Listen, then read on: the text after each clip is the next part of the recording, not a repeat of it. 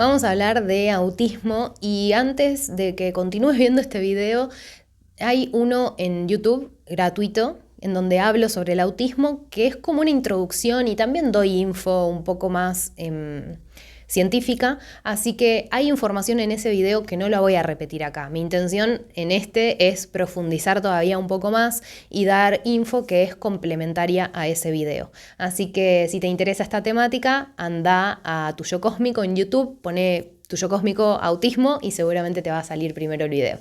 Hay algo que no comenté ahí porque lo estudié después y se trata de entender desde dónde consideramos que las habilidades sociales son un rasgo de lo que se considera el trastorno autista. Y existe algo que se llama la teoría de la mente, en donde se estudia que hasta los 4 años en nuestro desarrollo lo que vamos haciendo es aprender estas habilidades sociales y el lenguaje a través del cual el otro expresa sus emociones, sus necesidades y sus deseos, lo aprendemos copiando a nuestro entorno, copiando a nuestros padres, copiando a los otros niños, niñas con los que nos relacionamos.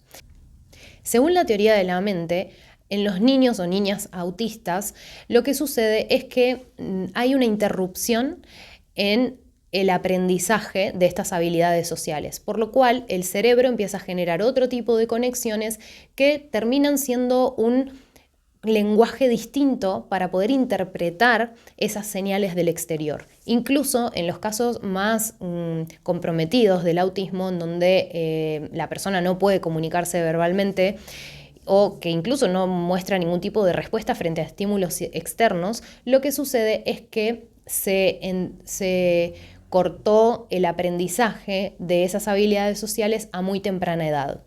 Esto, cuando lo compartí en la formación de la brújula, una de las participantes que es psicóloga sumó la información de que desde la psicología se asocia al autismo con un desprendimiento de la madre, ya sea emocional o físico también, que genera que el niño se sienta fuera de su identidad, como que su identidad se desarma, se disuelve, porque no tiene esa contención de la madre. Es como un desprendimiento en donde se disocia de sí mismo.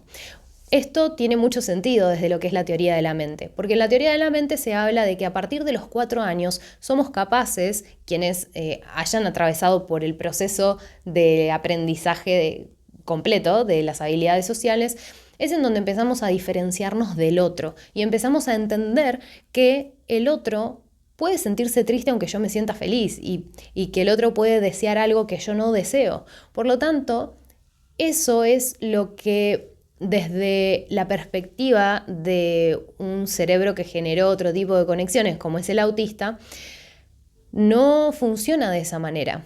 Una persona autista no va a entender si vos no le decís específicamente qué es lo que estás sintiendo, qué es lo que necesitas, qué es lo que deseás, porque al no tener estas habilidades sociales desarrolladas, lo que sucede es que interpretan que uno siente como ellos se sienten en ese preciso momento, que uno desea lo mismo que ellos desean, que uno necesita lo mismo que ellos necesitan.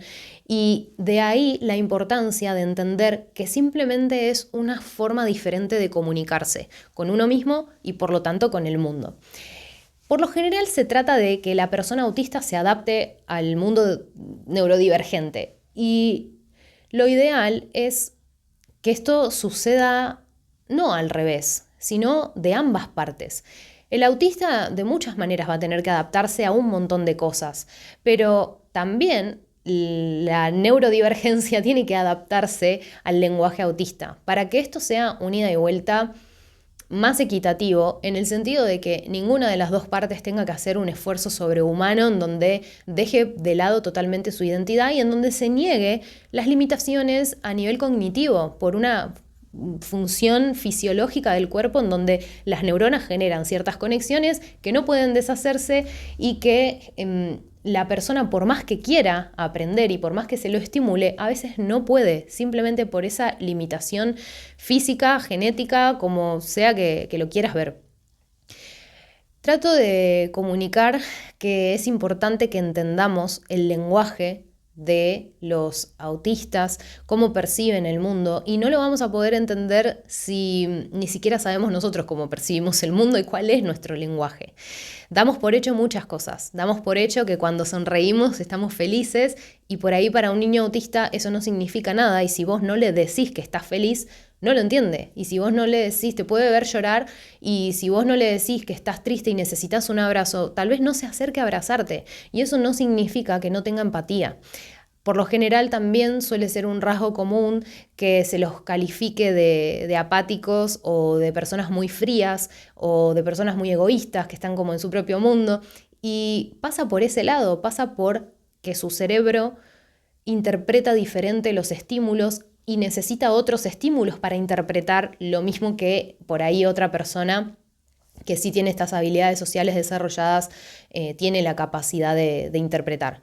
Entonces, cada caso es un mundo, cada persona tiene su lenguaje. Mismo así, hablando todos, podemos hablar castellano, español, pero todos tenemos una jerga particular, todos tenemos un lenguaje medio código secreto con nuestros amigos, tenemos otro lenguaje con nuestra familia, otro lenguaje con nuestros compañeros de trabajo, y a través de las provincias también. Cada provincia tiene su acento, tiene su propio lunfardo.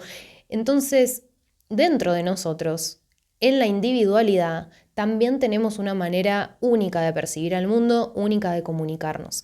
Y es necesario que los padres de niños autistas y los compañeros y los amigos y todo su entorno pongan atención y voluntad en tratar de entender cuál es el idioma de ese niño o esa niña en particular. Y si sos adulto, porque esto es otra cuestión que está saliendo más en estos años, una cuestión de que hay más diagnósticos que antes. Y esto es porque antes no había tanta información y fue una generación en donde si vos no tenés problemas para hablar, si podés expresarte, llegan otro montón de características como el aislamiento social o el ser introvertido, o esto de hablar muy directo y que a los demás les moleste. Hay un montón de esos rasgos que los normalizamos de alguna manera y que quien los lleva logró adaptarse socialmente de alguna forma. Hay algo que se llama masking, que significa enmascarar, y es mucho más común en las mujeres, porque las mujeres suelen tener una energía empática mucho más disponible que el hombre. Y también el deseo de pertenecer, que es natural en todos los seres humanos, pero en la mujer es como que la mujer, el sexo femenino, por tener más energía femenina, está más predispuesta a adaptarse al entorno con tal de no generar un choque. Esto lo que ocasiona es que sea mucho más fácil de detectar los signos del trastorno autista en un niño que en una niña.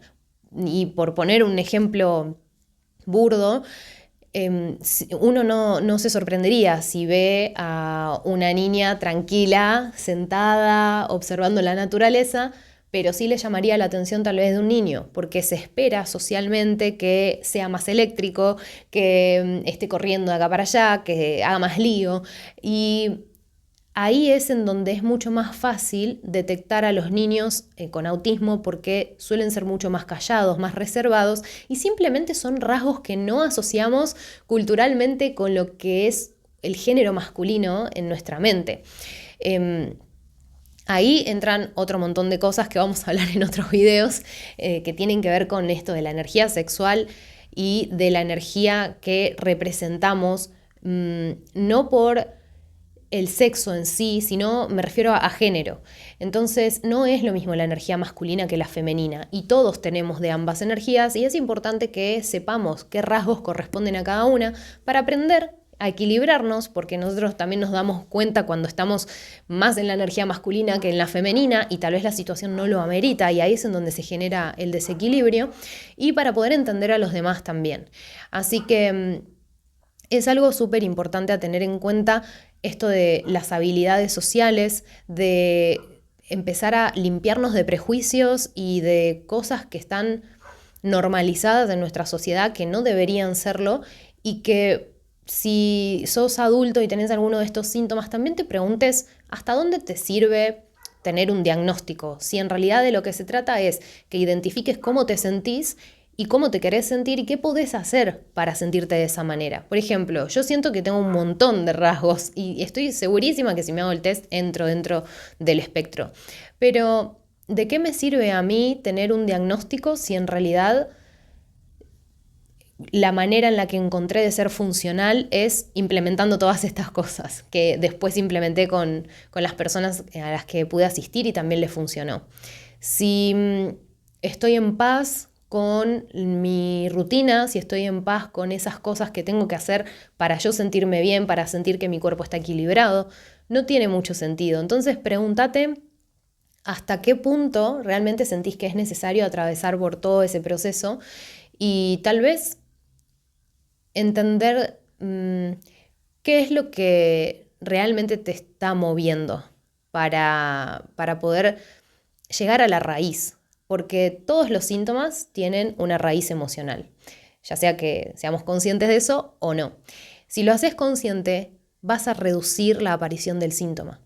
Así que vamos a entrar un poco en lo que son las posibles, bueno, vamos a ver primero algunos de estos síntomas, en donde está no solo la posibilidad de falta de comunicación, la falta de contacto visual, los patrones repetitivos que muchos autistas suelen hacer para poder autorregular su sistema nervioso, en donde están recibiendo tantos estímulos del exterior que su cerebro no puede procesar tanta información al mismo tiempo, entonces necesitan calmarse de alguna manera, y cualquier tipo de gesto, ya sea amacarse, abrazarse, girar, es necesario que se lo deje hacer para que pueda efectivamente regular su sistema nervioso. Entonces también entender y amigarnos con que no conocemos a nuestro cuerpo tanto como pensamos, y que nuestro cuerpo es muy instintivo y tenemos que dejarnos llevar por lo que nos pide hacer. ¿Cuántas veces te encontraste haciendo algo y que después, por impulso, y que después le encontraste el sentido y dijiste, con razón me dieron ganas de comer tal cosa, con razón me quise ir de tal lugar?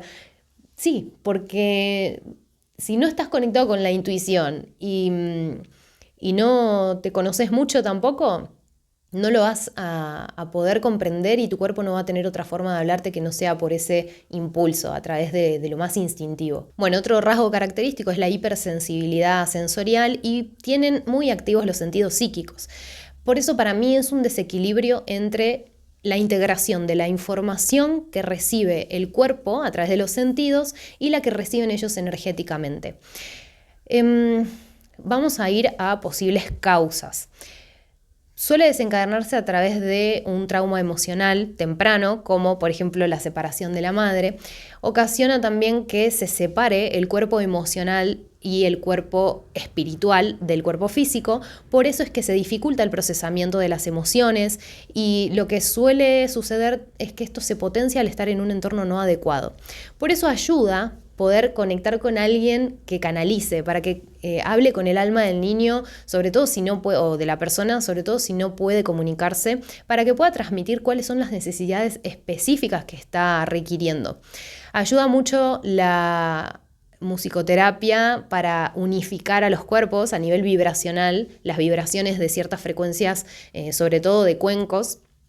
Es lo que ayuda a que los cuerpos que se separaron en ese trauma puedan empezar a juntarse, a alinearse, y que el niño pueda empezar a entender también lo que se siente estar en sí mismo todo el tiempo, porque por lo menos por ese rato, porque por lo general la mayor parte del tiempo vive en esa disociación de sus cuerpos, en donde ahí es donde se nos da la percepción desde afuera que está en su propio mundo, porque claro, está con su conciencia en su cuerpo emocional o en su cuerpo espiritual, y no tiene manejo consciente de esa energía, ni tampoco puede mover su conciencia a gusto, digamos, a conciencia, a su cuerpo físico. Por eso es que muchas veces no reaccionan a los estímulos físicos y pueden estar dando esa apariencia de que están ensimismados. Y es porque en realidad es primero, una autodefensa de desconectarse de los estímulos externos que lo obligan a perder el foco, sino que al igual que en la esquizofrenia, en la percepción que están teniendo ellos de la realidad hay otras prioridades, tienen otros estímulos que requieren de su atención. También ayuda mucho a nivel energético a asistir el proceso de poda neuronal. Esto lo explico en el video de YouTube, no me voy a detener mucho en eso. Y sirve empezar en los momentos de crisis, sostener su cuerpo y llevarlos a que lo sientan físicamente, esa contención, porque les va a dar seguridad. También sirve darles un espacio para que se desafíen, entender que el entorno tiene que no solo aprender su idioma, sino que no puede pretender que él entienda algo para lo que no tiene herramientas de decodificación. Entonces es comunicarles directamente, reducir los estímulos, no invadir su espacio personal, generar un entorno seguro para que pueda hacer la integración de la información que recibe de sus sentidos psíquicos y los que recibe de su cuerpo físico, y que se desafíe para que desde esta integración de sus cuerpos vea que puede lograr cosas para las que seguramente antes no se creía capaz o su entorno no lo creía capaz y por eso se lo resolvían. Pero es importante que la persona pueda tener un espacio en donde se desafíe. Si es un grado de autismo en donde no puede comer por sí mismo, está bueno poder estimularlo para que lo empiece a hacer, a ver si responde, tener paciencia, tener compasión en el proceso y no optar por la solución rápida que es, deja, ¿sabes qué? Te doy de comer yo porque así hacemos más rápido, porque seguimos alimentando el estado como vegetativo de la persona. Es horrible lo que estoy diciendo, pero es una mentalidad que veo un montón en los padres y que a veces incluso da la sensación de decir, estás teniendo la herramienta acá para generarle una mejor calidad de vida a tu hijo, porque se trata de que a la persona autista se le puedan dar herramientas para que pueda ser lo más funcional posible y que no dependa de nadie.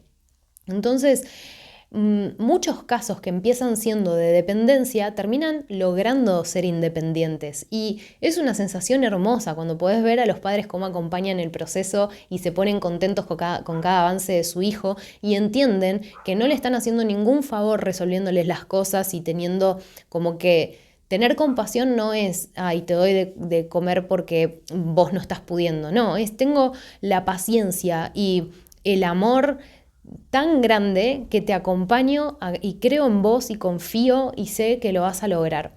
En el video de YouTube recomendé un libro que se llama Levántate, hijo.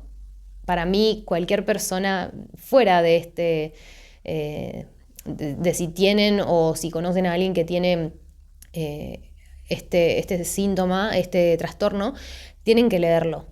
Todos deberían leerlo. Y otro libro que para mí también deberían leer todos, pasa que ya es un poco más dramático, se llama Una cuestión personal de Kenzaburo Oe, que habla de su experiencia teniendo un hijo autista. Y él cuenta que desde que era chiquito confiaba en su hijo y todo el tiempo le estaba como programando la mente para que el hijo se crea capaz y terminó siendo un pintor, terminó siendo un artista. Es muy conmovedora la historia y está un poco novelada, pero es totalmente verídica y siento que se trata de eso, cómo una etiqueta puede lograr que limitemos a las personas y que si la recibimos nosotros, que nos limitemos a nosotros mismos al punto en el que anulamos por completo nuestro poder y ni siquiera nos animamos a probar ciertas cosas. Porque entras a un consultorio y alguien te dice, ¿sabes qué? No vas a volver a caminar, no vas a volver a hablar en tu vida y ni siquiera intentás volver a caminar o volver a hablar aunque hayan pasado años. Es algo que siento es muy importante que nos cuestionemos y que no solo obtengamos perspectivas de distintos profesionales, sino que aprendamos a generar nuestro propio juicio, porque nadie conoce a tu hijo como vos, nadie te conoce a vos como vos, nadie sabe qué síntomas estás sintiendo y nadie puede venir a decirte con un librito, che, mira, todo esto te va a servir y todo esto es incurable, así que amígate con esa realidad porque no es posible ningún cambio. No, desde mi experiencia no es así para nada y si a vos te sirve encerrarte en un diagnóstico y seguir limitándote o limitando a tus hijos o a quien sea que conozcas con esto, pregúntate si realmente estás amando. porque ponerle límite o techo a alguien no es amor. Y una cosa es poner un límite, digamos, una cosa es respetar un límite que está dado por algo genético, por algo, y ni siquiera, porque ya desde la epigenética se demostró que se pueden reprogramar las células para curar y sanar absolutamente todo. Así que mientras lo voy diciendo me retracto de lo que digo, porque es así. El mensaje que hoy te puedo dar desde mi corazón es: nada es incurable. Todo depende del aprendizaje que esa alma tenga que transitar, y a veces los síntomas, las enfermedades, son parte de ese aprendizaje. Si esa persona fuera totalmente sana, no estaría su alma cumpliendo el propósito, porque no estaría pudiendo obtener el aprendizaje que necesita. Y a veces lo que tienen estas almas tan valientes es que lo que están transitando no es para el aprendizaje de ellos nada más, es para el aprendizaje de las personas que acompañan. Por eso quiero ayudar a que se genere conciencia en que hay muchas personas a las que se le da esta información y se les dice: mirá, lo ideal es que vivas en un espacio en conexión con la naturaleza, que puedan reducir la exposición a los aparatos electrónicos, que puedan evitar ciertos estímulos todos juntos, todo el tiempo. Todas estas son las necesidades de este trastorno. Y no cumplen ninguna, sabiéndolo, sabiendo que les hacen mal los alimentos procesados, que el ruido, que no sé qué, y no adaptan nada. Entonces llega un punto que decís: ¿de verdad querés sanar? ¿De verdad querés que tu hijo tenga herramientas? ¿O te gusta que sea dependiente? ¿O te hace sentir importante que alguien dependa de vos? Es un pensamiento horrible, lo sé, pero es lo que veo, es lo que vi, y es lo que personas que están en grupos de padres y madres autistas también me han confirmado.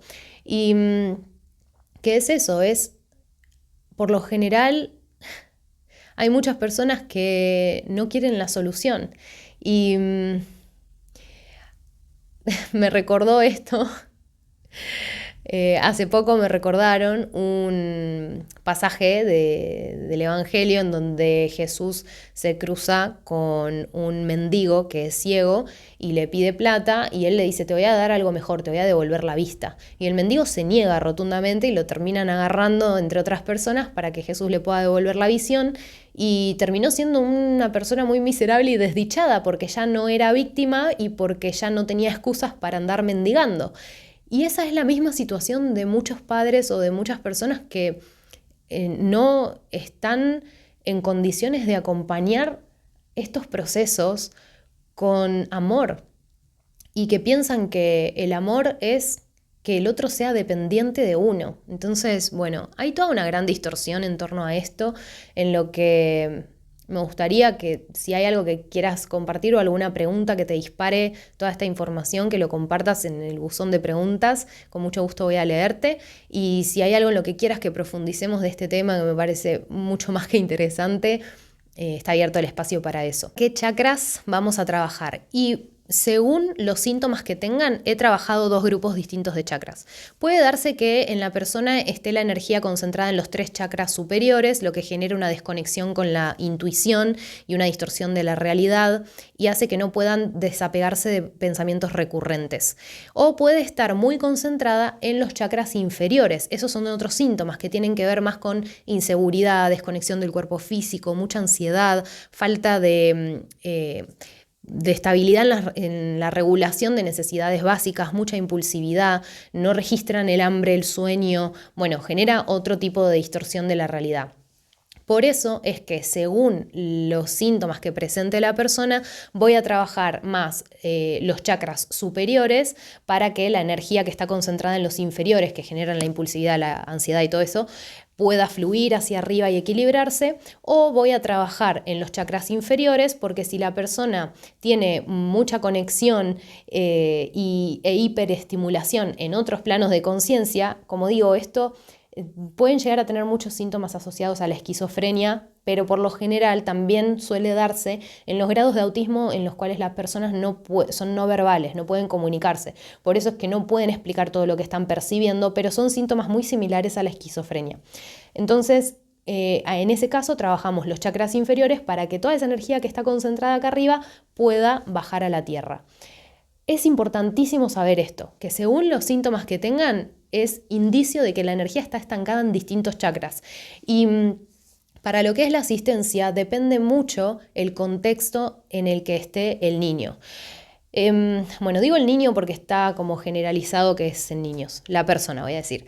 Cuando una persona llega con este diagnóstico o con dudas, porque tiene muchos de estos síntomas, lo primero que se evalúa es el entorno. Por lo general, la persona que presenta estos síntomas es alguien que viene a detonar problemas familiares, sociales también incluso, pero sobre todo desafíos secretos o cosas que quedaron pendientes en todo el árbol genealógico y vienen como a detonar todo eso. Por eso es que los síntomas en sí, en muchos casos pueden mejorar un montón hasta ser totalmente independientes y en otros casos pueden no mejorar y es parte del proceso de aprendizaje. Por eso creo que es fundamental la importancia de poder canalizar para entender lo que el alma está atravesando, cuál es la misión para sí misma y también para con el entorno. También es importantísimo generar la conciencia en los padres o en las personas que acompañan de que es responsabilidad de ellos, si tienen una solución a mano, ponerla en acción y ser totalmente honestos de en qué posición te está situando a vos tener un hijo o tener un familiar o un amigo con este trastorno y en qué posición te situaría si esa persona fuera independiente. Hay un ego muy grande para trabajar a nivel colectivo y eso es lo que quiero resaltar. Entonces, hay alternativas, hay cura, hay posibilidad de curas, hay un montón de casos en donde se muestran estos avances y hay sobre todo una ventana de posibilidades infinitas para trascender el diagnóstico, para trascender la etiqueta. Así que te invito a que no te limites y no limites a tu hijo, a tu hija, a tu conocido, no limites nada, porque la vida es ilimitada y tenemos esta falsa creencia de que lo físico nos limita y tal vez nos limita en el presente, pero hay muchas cosas que podés hacer desde acá y desde acá adentro para que ya no sea una limitación en tu futuro. Y de eso se trata la asistencia energética, de eso se trata el poder canalizar, entender cuál es la función de que estos síntomas estén en este núcleo familiar, porque como digo, no solamente se trata de la persona que lo padece, sino de que viene a representar algo que afecta a todos y que es muy complicado poder encajar los intereses de todas las almas, porque algunas van a querer que se resuelva y otras no, porque para su aprendizaje no les va a servir. Así que pregúntate eso, ¿qué es lo que se requiere de vos para que esa persona sea independiente? Empezá a visualizarla como una persona independiente y ¿qué se requiere de vos? Fe, confianza, que pruebes otras herramientas, em, que aprendas a conocer mejor su idioma. No sé, esto solo vos lo sabes.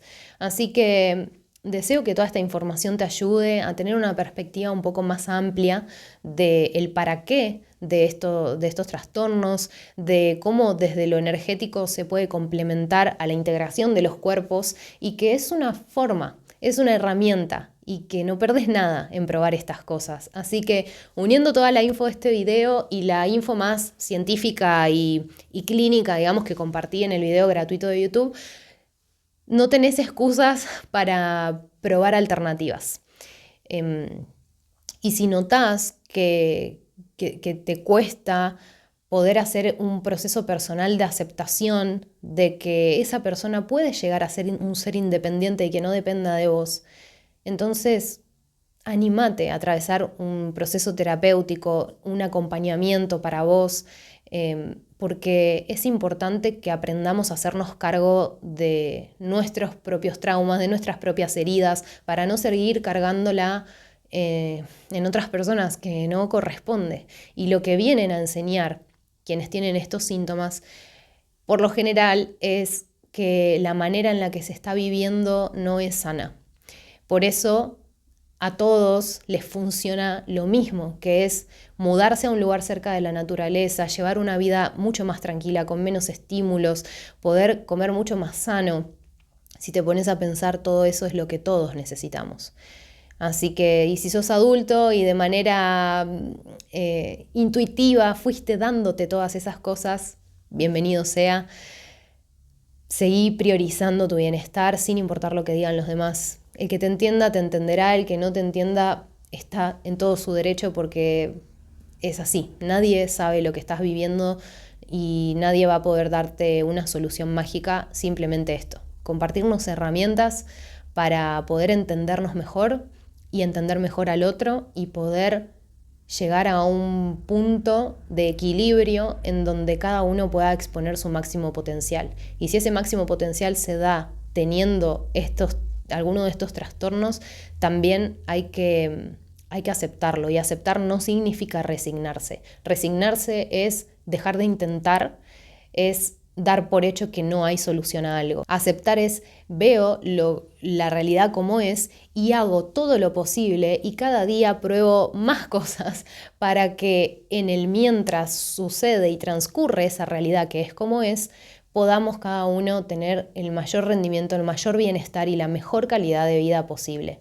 Dentro de ese seguir haciendo cosas nuevas o probando nuevas herramientas, puede llegar a suceder que haya un avance, que haya una disminución de todos estos síntomas y que descubras cuál es el mensaje que te trae esa persona, cuál es el aprendizaje. Puede suceder de esa manera, puede suceder de otro montón de formas, pero lo importante es que no te cierres al aprendizaje que te está trayendo esa experiencia de vida que amerita mucha valentía para quien elige transitarla, y digo elige porque refiriéndome al alma, que desde mi creencia todos elegimos desde antes las experiencias que vinimos a vivir acá, y también para quien acompaña, porque es un proceso de transformación muy profunda en donde también creo que antes de encarnar elegiste transitar por esa situación, elegiste que tu familia sea quien es, y si lo elegiste es porque tenés todas las herramientas y la valentía para poder atravesar el aprendizaje.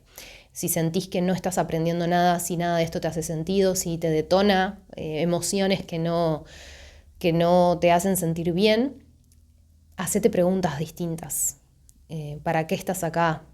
¿Para qué crees que te sirve o en qué te beneficia que todo siga igual? ¿Y qué pasaría si esta posibilidad fuera cierta? ¿Cómo cambiaría tu vida? Creo que ahí están las respuestas más importantes. Así que bueno, muchas gracias por ver. Te mando un abrazo gigante y deseo que sigas disfrutando del contenido de Magia.